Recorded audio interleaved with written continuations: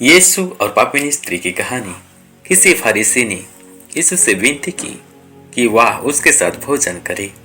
अतः वह उस फरीसी के घर में जाकर भोजन करने बैठा।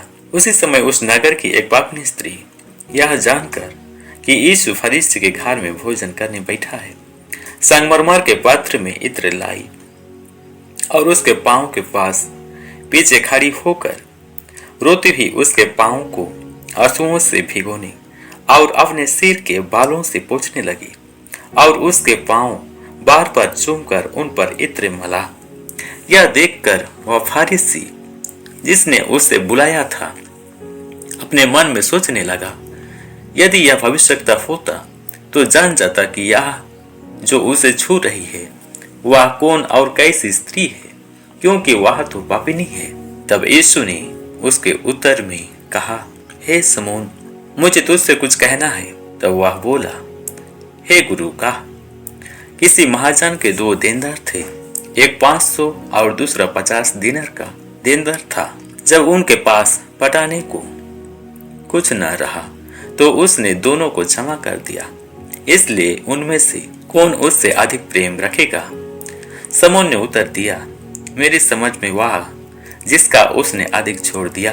तब यीशु ने उससे कहा, तूने ठीक विचार किया है। और उस स्त्री की ओर फिर कर उसने समौन से कहा, क्या तू इस स्त्री को देखता है?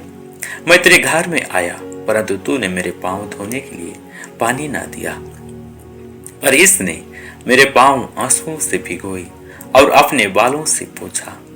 तूने मुझे चूमा ना दिया, पर जब से मैं आया हूं तब से इसने मेरे पांव का चूमना ना छोड़ा।